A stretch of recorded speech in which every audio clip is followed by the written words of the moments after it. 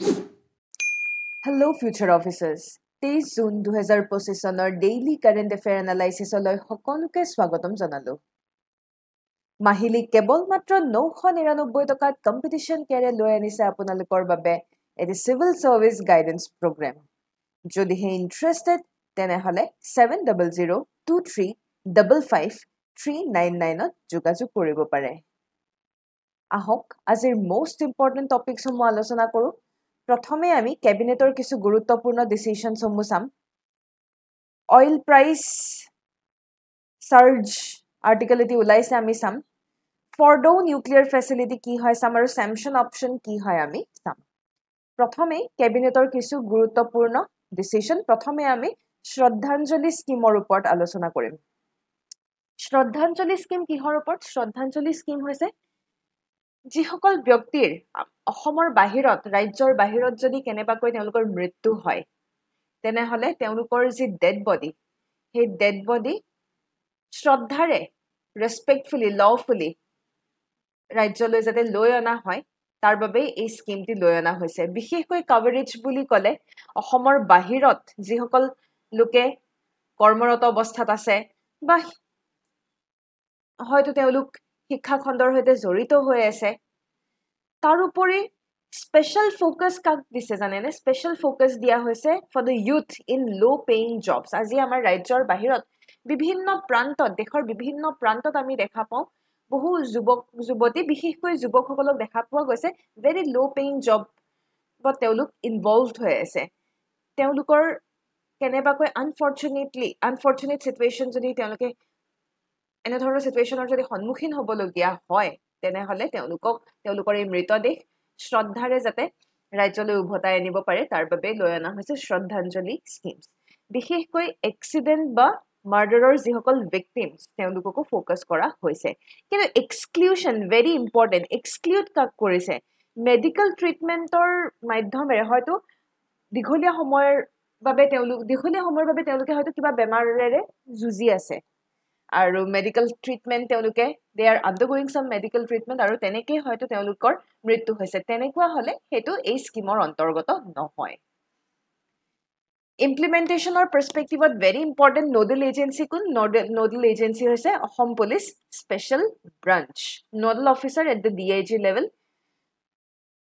Through local police বা এডমিনিষ্ট্ৰেশ্যনৰ থ্ৰুৰে report কৰিব পৰা যায়।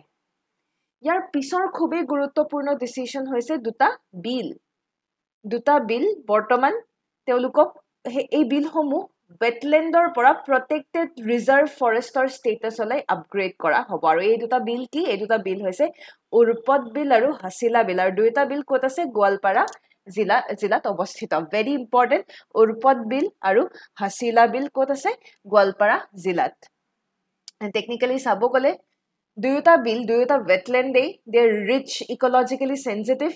বায়'ডাইভাৰ্চিটিৰ পাৰ্চপেক্টিভৰ পৰাও দে আৰ ৰিচ আৰু সেইকাৰণে প্ৰটেক্টেড ৰিজাৰ্ভ ফৰেষ্ট হিচাপে আপগ্ৰেড কৰা হ'ব। আৰু ৰিজাৰ্ভ ফৰেষ্ট হিচাপে যেতিয়া আপগ্ৰেড কৰা হয় প্ৰটেকশ্যন লেভেল ইনক্ৰিজ হোৱা আমি গম পাওঁ। ৰাভা ডেভেলপমেণ্ট কাউন্সিল আমাৰ ৰাভা জনগোষ্ঠীসকলৰ ৱেলফেয়াৰৰ বাবে ৰাভা ডেভেলপমেণ্টেল কাউন্সিল লৈ অনা হয়। বিশেষকৈ ৰাভা হাছং অট'নমাছ কাউন্সিলৰ বাহিৰত যিসকল ৰাভা লোক যিসকল বসবাস কৰি আছে তেওঁলোকৰ সুবিধাৰ্থেই হওক বা তেওঁলোকৰ কল্যাণৰ বাবে ৰাভা ডেভেলপমেণ্ট কাউন্সিল এটা লৈ অনা হ'ব for their socio' economic and cultural empowerment. তাৰপিছত ট্ৰান্সজেণ্ডাৰ কমিউনিটি ৱেলফেয়াৰ। ট্ৰান্সজেণ্ডাৰসকলক ছ'চিয়েলি আৰু এডুকেশ্যনেলি বেকৱাৰ্ড ক্লাছেছত ইনক্লুড কৰা হয়। This is really very important feature. ইয়াৰ থ্ৰুৰে আমি অসম গভৰ্ণমেণ্টৰ যি ইনক্লুচিভিটি সেই ইনক্লুচিভ নেচাৰৰ পাৰ্চপেক্টিভত আমি শলাগ ল'ব লাগিব। তেওঁলোকক ছ'চিয়েলি আৰু এডুকেশ্যনেলি বেকৱাৰ্ড ক্লাছত ইনক্লুড কৰা হৈছে। কি বেচিছত ইনক্লুড কৰা হৈছে? সুপ্ৰিম কোৰ্টৰ ডাইৰেক্টিভৰ বেচিছত।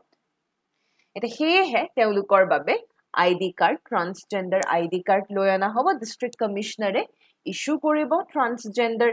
ID কাৰ্ড যে তেওঁলোক অৰিজিনেলি অসমৰ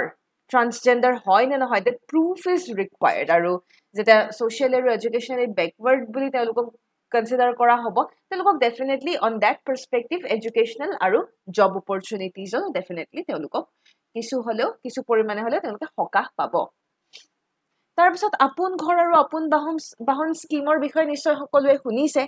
এই দুটা স্কিমতো আমি এক্সপেনশন দেখিছো এক্সপেন্ড কাৰ বাবে কৰিছে ৰেগুলাৰ তথা কন্ট্ৰাকচুৱেল এমপ্লয়ী সকলৰ বাবেও 60 বছৰ পৰ্যন্ত কন্ট্ৰাকচুৱেল এমপ্লয়ী সকলৰ বাবেও আপোন ঘৰ আৰু আপোন বাহন স্কিম এক্সপেন্ড কৰা হৈছে ডিপাৰ্টমেন্ট যদি চাও নেশনাল হেল্থ মিশন সমগ্ৰ শিক্ষা অসম 3 পাৱাৰ ইউটিলিটিজ ইত্যাদি এনে ধৰণৰ ডিপাৰ্টমেন্ট সবু কভাৰ হোৱা আমি দেখা পাইছো আপোন ঘৰ নিশ্চয় গম পায় যে নিজৰ ঘৰৰ বাবে লোন ফাইনান্সিয়াল এসিস্টেন্স বুলি ক'ব পাৰো এট লো ৰেট ঠিক হেদৰে আপোন বাহনৰ বাবে কোনোবাই যদি নিজাববীয়াকৈ এখন গাড়ী এখন কিনিব খুজিছে তেওঁলোক আহি যাব আপোন বাহন স্কিমৰ অন্তৰ্গত ইয়াৰ পিছত renewable energy investment pump storage project প্ৰায় 900 মেগাৱাটৰ পাম্প ষ্টৰেজ প্ৰজেক্ট এটা কোট ডেভেলপ কৰা হ'ব waste Karbi Anglong district important মনত ৰাখি থব লোকেশন ওয়াইজ 900 মেগাৱাট মনত ৰাখি থব আপোনালোকৰ বাবে প্ৰশ্ন এটি আগবঢ়োৱা হৈছে under which legislation are wetlands in Assam are declared proposed reserve forest wildlife protection actor অন্তৰ্গত নে environment protection act নে Assam forest regulation নে forest right act খুবই গুৰুত্বপূৰ্ণ প্ৰশ্ন এনে ধৰণৰ প্ৰশ্ন আমাক খুব কনফিউজনৰ সৃষ্টি কৰে আপোনালোকে আমাক কমেন্ট সেকশনত উত্তৰ দি জনাবলৈ চেষ্টা কৰিব পাৰে এইখিনিতে জনাই থওঁ যে কম্পিটিশন কেৰে আপোনালোকৰ বাবে লৈ আনিছে শিলপুখুৰীত এটি ক্লাছৰুম গাইডেন্স প্ৰগ্ৰাম য'ত প্ৰিলিমছ মেইনছ তথা ইণ্টাৰভিউৰ বাবে এটা ওভাৰঅল গাইডেন্স লাভ কৰিবলৈ সক্ষম হ'ব আমাৰ এক্সপাৰ্ট টিমৰ পৰা যদিহে ইণ্টাৰেষ্টেড তেনেহ'লে 7002355399 যোগাযোগ কৰিব পাৰে ইয়াৰ পিছৰ নিউজলৈ আমি আগবাঢ়িছো অইল প্ৰাইচেছ সাৰ্জ ইতিমধ্যে জিঅ'পলিটিক্যালি আমাৰ কিছু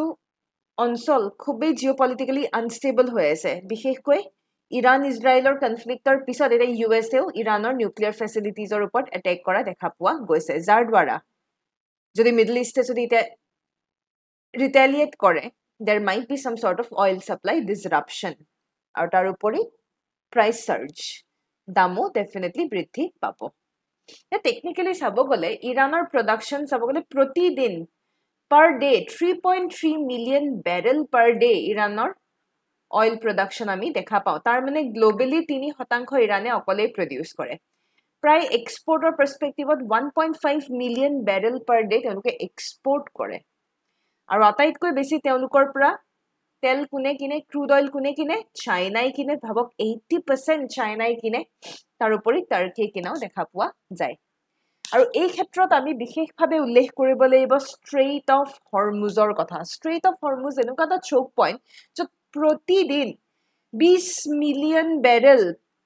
per day 20 million barrel per day oil flow হোৱা আমি দেখা পাওঁ গালফ ৰাষ্ট্ৰসমূহৰ পৰা এটা যদি আমি চাও বেনিফিট হওক বা ৰিস্ক হওক ওভাৰঅল জিয়ে হওক ইম্প্যাক্ট যদি চাব লাগে তেতিয়া হলে আজি ইৰাণে যদি ৰিটেলিয়েট কৰে ডেফিনেটলি ইৰাণে কৈছে যে এনে ধৰণৰ ইউএছৰ এটেকৰ বাবে তেওঁলোকে ষ্ট্ৰেইট অফ হৰমুজ এই ষ্ট্ৰেইট অফ হৰমুজ তেওঁলোকে ব্লক কৰি দিব ষ্ট্ৰেইট অফ হৰমুজ যদি ব্লক কৰি দিয়ে ডেফিনেটলি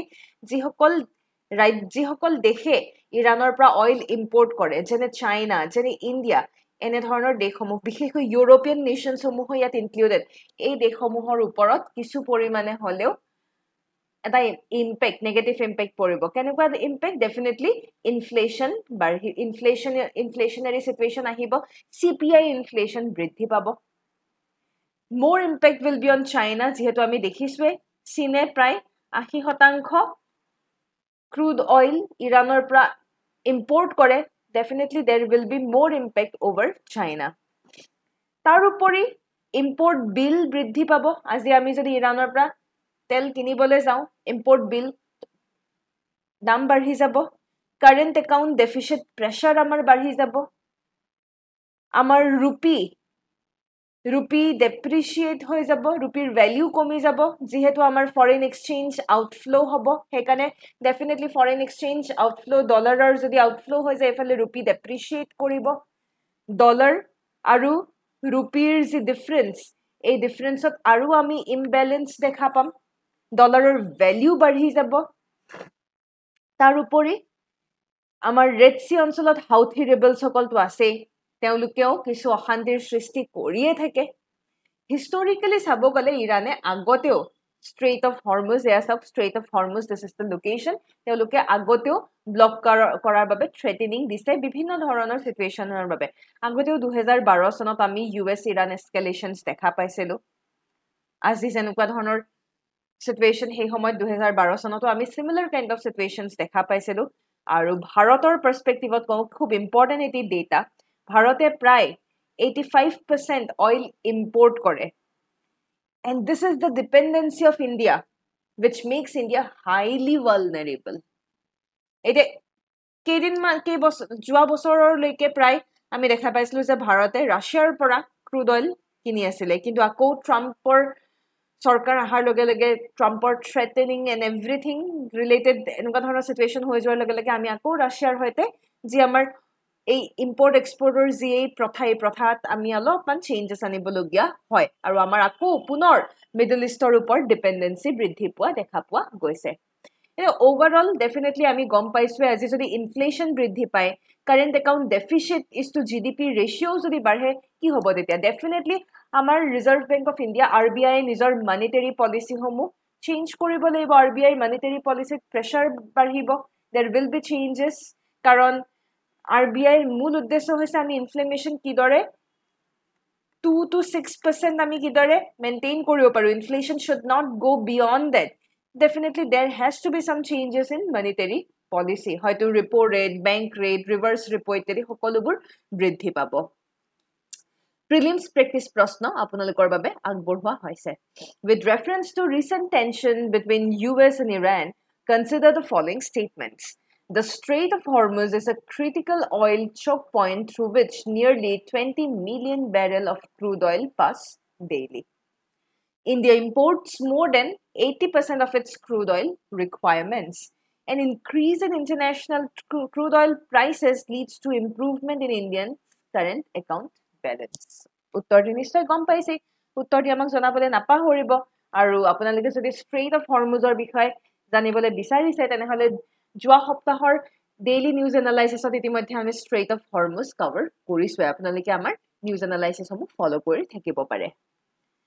এইখিনিতে জনাই থওঁ যে কম্পিটিশন কেয়াৰে প্ৰতি শনিবাৰে এটি কাৰেণ্ট এফেয়াৰ টেষ্ট কণ্ডাক্ট কৰে এই টেষ্ট কেৱল মাত্ৰ 10 টকাত লাভ কৰিবলৈ সক্ষম হ'ব সবিশেষ জানিবৰ বাবে 7002355399 যোগাযোগ কৰিব পাৰে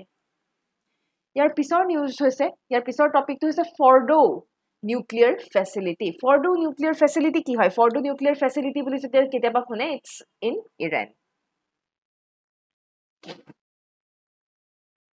ফৰ্ডো হৈছে ইৰাণৰ আটাইতকৈ হেভিলি ফৰ্টিফাইড আন্ডাৰগ্ৰাউণ্ড ইউৰেনিয়াম এনৰিচমেন্ট ফেসিলিটি বৰ্তমান যি অঞ্চলত ইৰাণৰ নিউক্লিয়াৰ প্ৰগ্ৰাম চলি থকা বুলি ইউৰেনিয়াম এনৰিচমেন্ট চলি থকা বুলি কথা ওলাইছে তাত হেয়াই হৈছে ফৰ্ডো আৰু এই ফৰ্ডোতে দেখা পোৱা গৈছে যে ইজৰাইল ইৰাণৰ টেনচনত এস্কেলেট কৰা দেখা পোৱা গৈছে কোট লোকেশন কোট কোম